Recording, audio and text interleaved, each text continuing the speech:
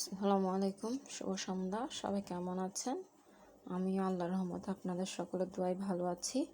তো আজকে আরেকটি ভিন্ন এবং শিক্ষণীয় ভিডিও নিয়ে হাজির হলাম আপনাদের সকলের সামনে। আর শিক্ষণীয় ভিডিও বলতে একটাই কারণ, সেটা হচ্ছে আমরা যারা মেয়েরা আছি আমাদেরকে সবাইকে সবসময় কিছু না কিছু টিপস জেনে নিতে হয়। তো দেখতে পাচ্ছেন আজকে দুপুরে আপনার ভাইয়া লইট্টা মাছগুলো নিয়ে আসলো, দুই ধরনের। এখানে একটা হচ্ছে মোটা লইট্টা মাছ আর একটা হচ্ছে চিকন লইট্টা মাছ, যেটা আমি দেখিয়েছিলাম একটু আগে। এটা হচ্ছে মোটা লইট্টা মাছ। তো আসলে এমন টাইমে মাছটা আনছে তখন কিন্তু রান্না করতেও আমাদের ইচ্ছা করে না, তাই আমি যখন দুপুরে মাছগুলো আনা হয় কিংবা অন্য মাছও আনা হয় তখন মাছগুলোকে ভালো করে কেটে প্রথমে পরিষ্কার করে নিয়ে এরপর এরকম বাটিতে শুধুমাত্র হলুদ দিয়ে পানিতে রেখে দিই। আর এটা হচ্ছে ঘি, শুধুমাত্র দুধের সর দিয়ে ঘিটা তৈরি করে নিলাম, দেখতে পাচ্ছেন।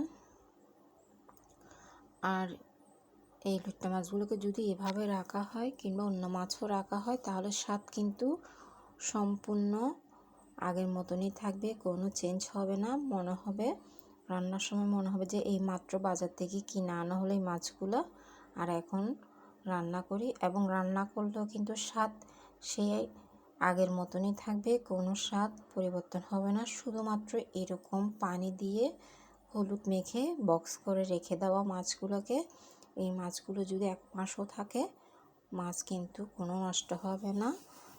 তাই আর যখন আমি এভাবে প্রসেসিং করে রাখতেছি ভাবলাম আপনাদের সাথে শেয়ার করি, দেখতে পাচ্ছেন।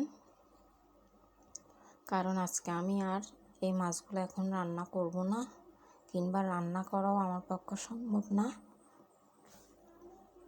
দেখতেই পাচ্ছেন। ঘিটা কিন্তু গতকাল রাত্রে তৈরি করে নিয়েছি, আর আমি ঘি কিভাবে তৈরি করে থাকি সেটাও আমার পেজে দেওয়া আছে, আশা করি আপনাদেরও ভালো লাগবে।